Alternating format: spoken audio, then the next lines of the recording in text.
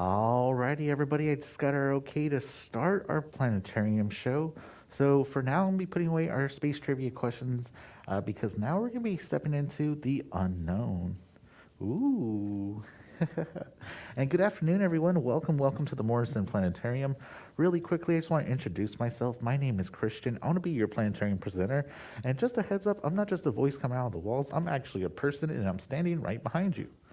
Hey, how's it going, everybody? Don't hurt your necks. Look forward into the dome before you. I just want to let you know that I'm here. I'm an actual person. And everything that you see in purple right now is going to be one enormous screen thanks to the help of 6 different projectors hidden throughout our planetarium dome. If you're looking for those projectors, they're hidden just below that purple glow. And folks, like I said earlier, this is the last planetarium show of the day, and this is different from all the other shows that we've done here in the Morrison.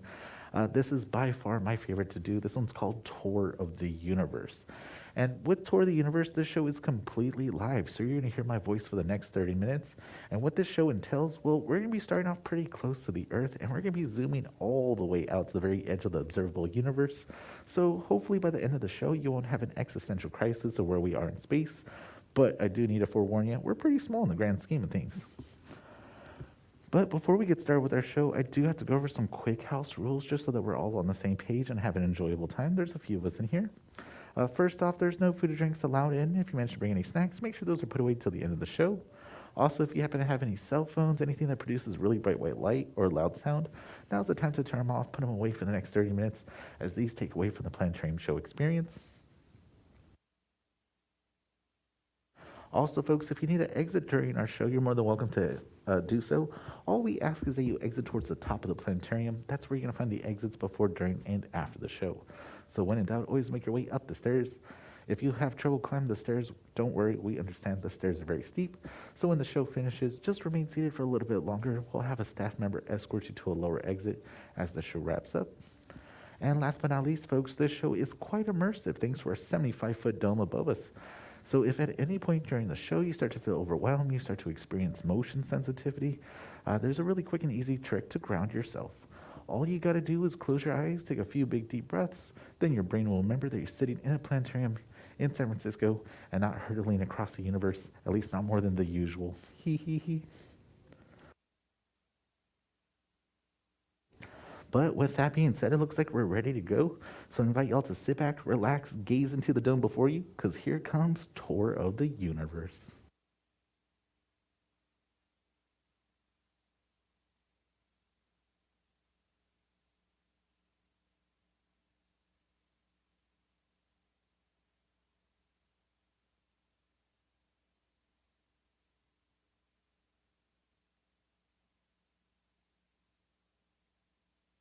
Alrighty, everybody. As I mentioned, we're going to be starting off pretty close to the Earth. You can see some city lights just down below. We can also see the sun just above the horizon over yonder. We can see the curvature of our Earth. But we're starting off at this spacecraft right in front of us called the International Space Station, or the ISS. Now, a lot of people tend to ask me, hey, Christian, what is the International Space Station? I hear about it all the time in news and articles, but I don't really know what it is. Could you explain it for me? Well, of course, folks. The International Space Station is a research facility, a laboratory that orbits around our planet Earth. And they conduct so many different types of science experiments up here that they're unable closer to the ground because that has a lot more gravity. Some of the science experiments that they'll conduct here at the International Space Station are things like what happens when you try to grow plants in space? Which way do the roots grow with less gravity? Another one is what happens when you try to spark a match in space? Does the flame act the same? Does that act differently with less gravity? So these are just some of the different types of experiments that they'll conduct up here all the way up above our planet Earth. And folks, the International Space Station looks really big here in our planetarium dome, but it's not that big in actuality. It's only about the size of an American football field. If you've never been to an American football game, don't worry, you can also use the entire California Academy of Sciences, the museum we're sitting in. That's about how big it is. And also, what's really incredible is that the International Space Station is going incredibly fast. It's going a whopping 17,000 miles per hour, where it orbits once around the Earth every 90 minutes. And it experiences 16 sunrises and 16 sunsets a day. Whew, how romantic. And also, folks, this looks really far away from our planet Earth, But it's not too far either. It's only about 225 miles above the surface of our planet. 225 miles, that's like going from San Francisco to Santa Barbara, a nice little road trip to get away with the family for the weekend, so not too bad. But to tell you the truth, folks, this is as far as we put humans out into space nowadays. Only 225 miles above the world because, well, it's really expensive to travel into space. You gotta get your hands on a rocket ship, and then you have to account for so much rocket fuel, and then you also have to account for all the food, water, and all the air you're gonna be breathing while you're up here, so the bill gets really costly quite rapidly. But like I said, folks, the International Space Station is just the first stop on our tour of the universe. So now we're going to start to see it slowly disappear to the city lights down below. And before we lose track of it, I want to add a nice little orbital path so we can see it as it continues to disappear to the city lights.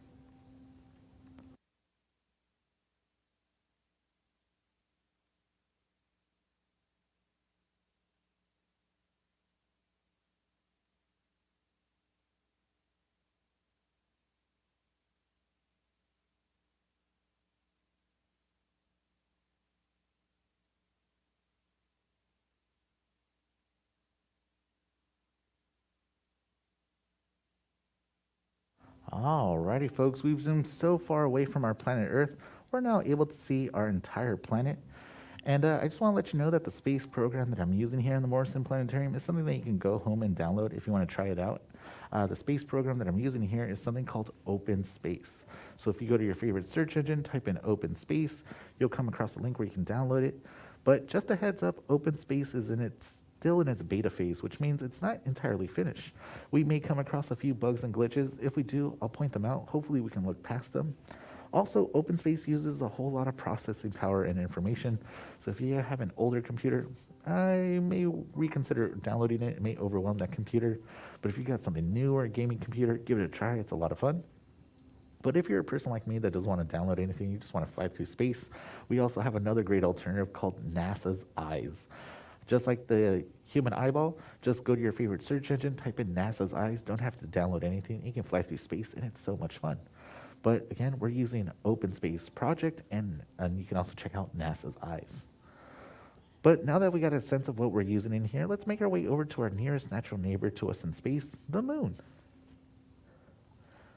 Now, folks, we humans have been to the moon before. That was between 1969 and 1972, thanks to 6 Apollo space missions that sent 12 incredibly lucky guys to walk on the surface of the moon. They got to conduct some science, and of course, they had some fun up here as well. They got to play some golf.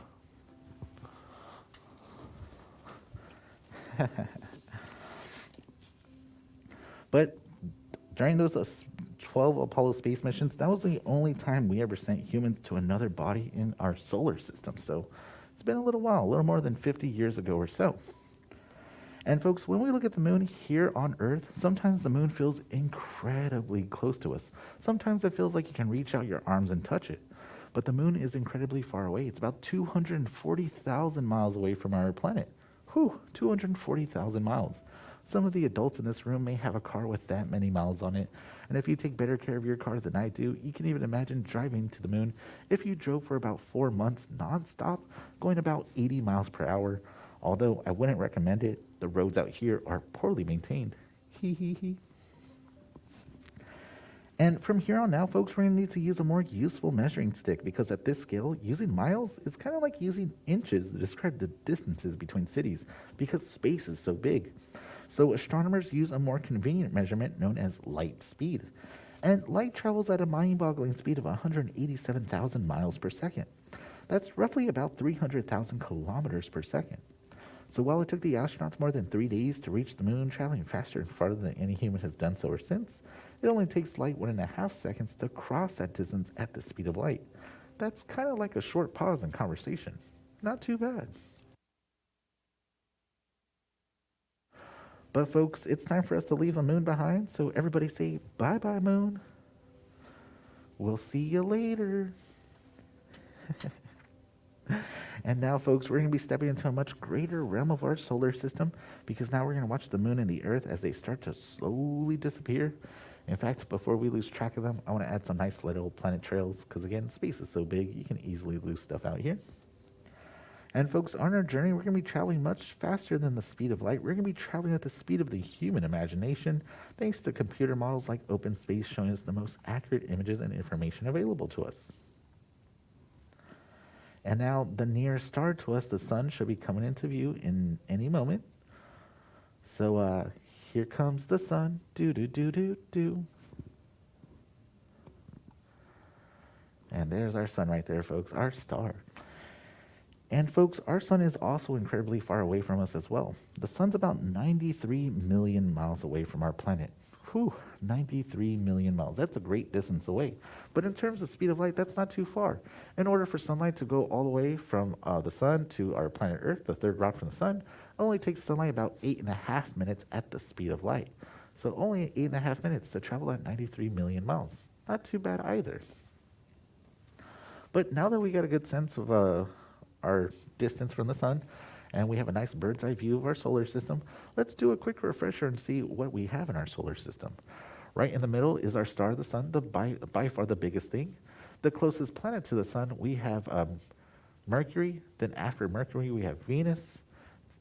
And then we have Earth, that's us, and then Mars. These are the rocky terrestrial planets. These are places where we can actually land a spacecraft on if we wanted to visit these worlds. Although some of them you may want to avoid, like Venus. It's really, really hot there, at least for us humans. And then past Mars, we have this really cool thing called the asteroid belt. And this is what it would look like if I highlight all the asteroids in our asteroid belt. There is a lot of them. And then past the asteroid belt, we have the really big planets, the gas giants, the Jovians. We got Jupiter, the largest of them all. And then we got Saturn, famous for its rings. And then now we're going to come across the icy gas giants. We got Uranus, the funny one. And of course, we have Neptune right over here. And of course, we can add everyone's favorite and lovable dwarf planet, Pluto. So here comes the orbit of Pluto on screen. Pluto's just right down below. And a lot of people don't realize that Pluto hangs out here in this outer part of our solar system called the Kuiper Belts. And you're probably wondering, what's the Kuiper Belt? I've never heard of that before. Well, folks, the Kuiper Belt's going to be all this stuff. So you can kind of think of the Kuiper Belt like a second asteroid belt past the orbit of Neptune. You're going to find a whole lot of asteroids, icy asteroids way out here. But I want to put the Kuiper Belt away, and now I'm going to be adding on screen so many different spacecrafts we sent out in the 1970s to explore our solar system.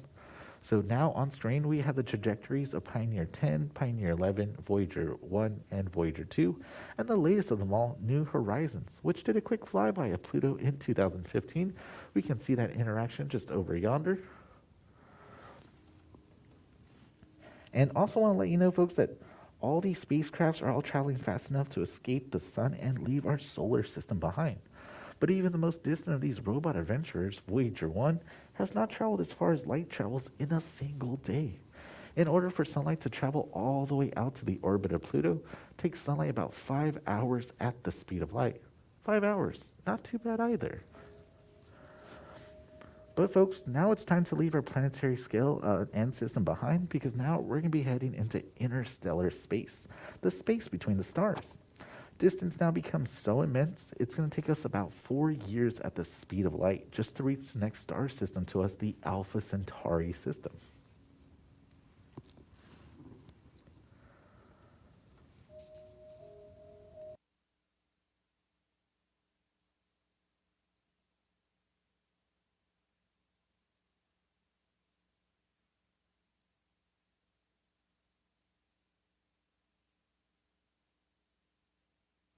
And let me just make sure I'm looking at the right star system.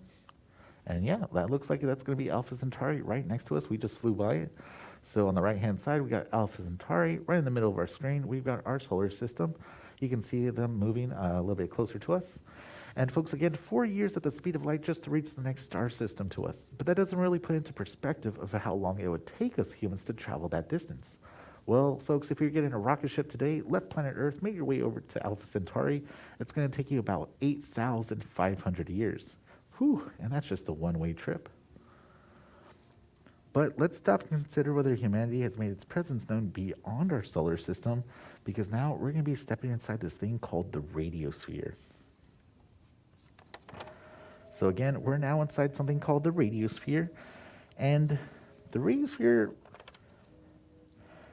represents the current limits of the most distant radio signals humanity has ever broadcasted or rather leaked into space, and it extends about 90 light years in all directions emitting out from the Earth. This first began in the early 1930s with strong radio waves, early television, radar signal, and then later the detonation of atomic weapons.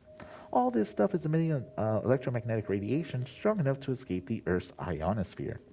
And humans were broadcasting well before that, but the earliest radio was not quite powerful enough to escape the Earth. Since all these signals are electromagnetic, they are traveling at the speed of light, so this is kind of like humanity's electromagnetic footprint in the universe. And of course, the radiosphere is always expanding at the rate of 1 light year per year, so is anybody out there listening? And right now, folks, I'm going to be adding some many markers onto the screen. These markers indicate some of the many thousands of stars astronomers have discovered over the last 30 years, which has at least one or more planets orbiting around them. We call these planets exoplanets, and we're looking for any of them that are Earth-like with conditions suitable for life as we know it. Our technology is not yet able to answer that question quite yet, but new generations of technology, our astronomical instruments are devoted to that search. They're pretty much being made right now, so it's going to be a little while before we can answer that. But the more important point here is that quite a few of these planetary systems are within the 90 light year limit of our radiosphere and could have potentially received our signals. However, since radio waves travel at the speed of light, if there is anybody that's out there able to listen in and answer back, the communication delays between hellos could be decades in time. Now, to give you an example, let's say we live in a star system on the far left side of our screen, inside the radiosphere. Let's say this one. And we find an alien civilization somewhere towards the middle. We shoot them a text message, takes 60 years to get to them. They listen in, answer back another 60 years. Folks, that is a 120-year conversation in the making. Whew. And I can barely wait for a text message from my friend. But of course, planetary systems beyond the radiosphere, more than 90 light years away, have not heard from us yet, but eventually they will, as the radiosphere is always growing, but it becomes weaker as it does. And for now, folks, I'm going to be putting away our exoplanet markers, because there's a lot of them, but I'm going to leave our radiosphere up on screen, because as huge as humanity's electromagnetic footprint is, it is nothing compared to our Milky Way galaxy. So keep your eyes on that radiosphere as we continue zooming out.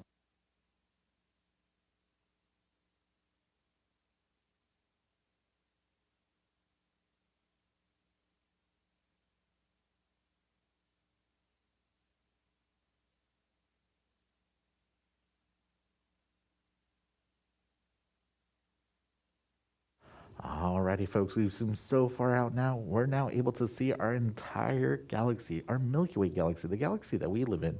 And I've got to ask, can anybody see their house from here? Just kidding. We're way too far away. And folks, our Milky Way galaxy is incredibly large. If you wanted to cross it from one side to the other, it's going to take you about 130,000 years at the speed of light to cross it just once. Whew, that's big. And our Milky Way is so huge, we estimate that there's at least 300 billion stars in our galaxy. If our recent discovery of so many exoplanets just within our small neighborhood, within this vast star city is any indication, there could be billions of planets and potentially millions of Earth-like planets throughout our single galaxy. And before we leave our Milky Way galaxy, I want to show you what it looks like from a sideways perspective. You're going to notice that we live in a big flat spiral disk. Kind of looks like a pancake from a sideways point of view. And this is important because when scientists and astronomers want to learn about the universe, it's so much more easier for them to point their telescopes galactically north and galactically south instead of looking through the plane of the Milky Way, which has planets, stars, gas, debris, things that block their view of the universe. So again, it's a lot easier to find stuff by pointing our telescopes galactically north and south. But folks, the Milky Way galaxy is only one of many hundreds of billions of galaxies that comprise the known universe. So now in this giant leap, every single point of light that you're now going to see no longer represents a star, but rather the location of an individual galaxy. Each galaxy containing hundreds of billions, perhaps trillions of stars. And we live in a local galaxy group which contains about 30 galaxies large and small. Also includes the nearest large spiral to us, the Andromeda galaxy. Only 2 million light years away, just next door and heading right for us. We're going to get to know it pretty intimately in about 5 billion years, so mark your calendars. And as we continue zooming out, folks, you're now going to realize that galaxy clusters are not evenly distributed throughout space. Instead, galaxies like to clump together in large groups and clusters, or they like to avoid each other with very few galaxies or no galaxies at all. So we can see a nice galaxy cluster towards the top right of our screen. We can see some really good ones towards the bottom as well. We can see very few to no galaxies all the way at the top of our dome. You can kind of think of galaxies like people. They like to hang out together or they like to avoid each other. And folks, we've zoomed so far out now that this picture that we're looking at represents the closest 30,000 galaxies to us to a space over 300 million light years across.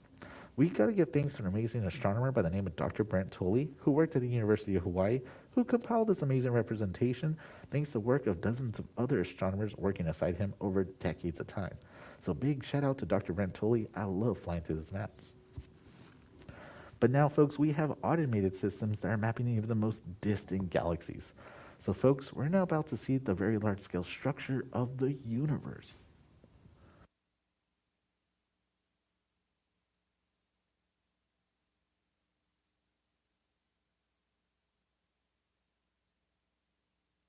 And remember, folks, every single point of light that you're seeing, that's not a star, that's an individual galaxy. Whew, I feel small. And just to let you know, the universe is not in the shape of a bow tie or a butterfly. Remember when I mentioned that we live in the flat spiral disk of our Milky Way galaxy? Well, if we were to line up our galaxy, it would line up just right down the middle, like so. So again, we like to point our telescopes galactically north and galactically south instead of looking through that plane of that Milky Way. But scientists still want to make sure that there was galaxies there, so they pointed their telescopes through the Milky Way, and they found all these galaxies, the ones in purple. You'll notice they were still able to find them, just not as many and not as far. Pretty much we have to wait for our technology to improve, and once that happens, we'll be able to fill in all these areas that haven't been mapped out yet. So it's just a matter of time. But folks, it looks like we're running drastically low on our tour of the universe, so we got to continue pressing on. And now, folks, we're going to be encountering these really far distant objects known as the quasars, and they're going to be at the very edge of the very large-scale structure of the universe. The quasars are going to be these orange dots on the sides. So we can see some quasars coming in on the left, we can see some quasars coming in on the right. And quasars are short for quasi-stellar radio sources, and these blazing objects are all billions of light years away. So now we're looking so far back in the depth of time and space that the most distant quasars represent the universe at a much earlier age. We're nearing the very beginning of galaxy formation. In other words, with the quasars, we're viewing a sort of awkward, gawky teenage version of the universe. And before there was a teenager, there was a baby. So let's press back to a time before quasars, before planets, stars, and even galaxies began to form. Folks, we're about to see the very edge of the observable universe.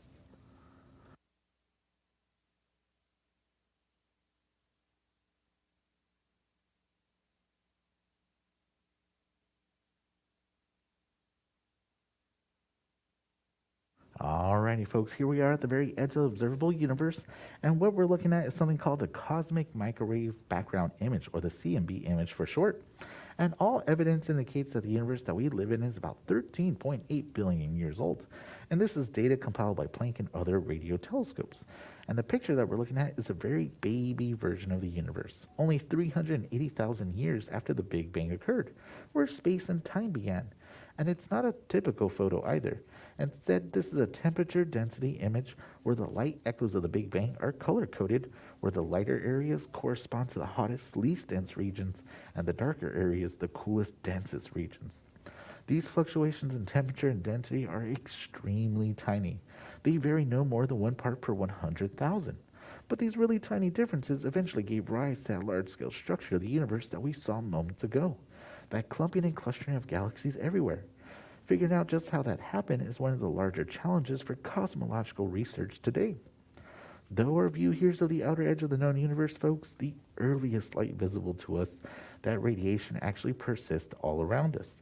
It permeates the universe, stretching and cooling as the universe expands over billions of years of time. But folks, we've traveled as far back as the law of physics can physically allow us to go, so we only have one direction left to go, and that's going to be back towards planet Earth. So let's find a nice entry point through all these quasars and galaxies.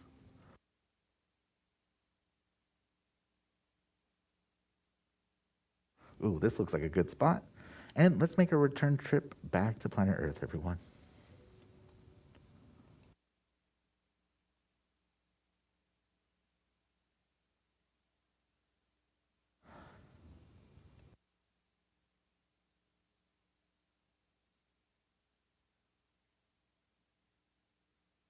Alrighty, everybody, we're crossing an expanse of over 13 billion light years.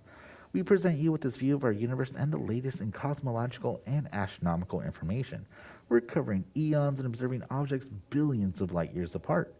Now, we live in a golden age of astronomy with new generations of telescopes and spacecrafts that are extending the reaches of our eyes, preparing for the eventual race between the advancement of technology and the accelerating expansion of the universe. And with that thought, I want to remind you all that astronomy is for everyone. You don't need to be a rocket scientist to enjoy the beauties and wonders of our universe. All you need is the night sky, and if you can, get away from the lights of our cities and look up.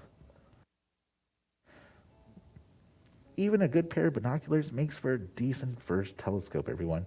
And there's astronomy clubs all around the world that invite people just like you to look through their telescopes and peer into the great beyond, allowing you to partake in the wonders that our universe has to offer.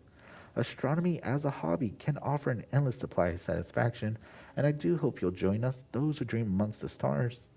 But hey, look at that. We made our way back into our Milky Way galaxy. We headed straight through that radiosphere, and we're now approaching our solar system, our little neighborhood in the vastness of space.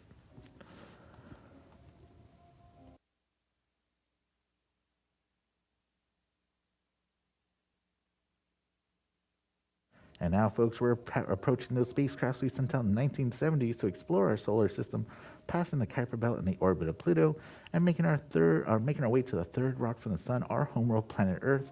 All the people that we know, everyone we ever learned in history, all lived on this one planet. And now we're about to pass the orbit of the moon, the furthest we've ever sent humans out into outer space. And folks, as we make our final approach back to planet Earth, this is going to be the end of our Tour of the Universe show. And I want to thank y'all for stopping by and watching it with us today. I hope you did enjoy it. But hey, look at that. We made it back home safe and sound. And that's all for today, folks. Thanks for stopping by, everyone. I hope you have a great day.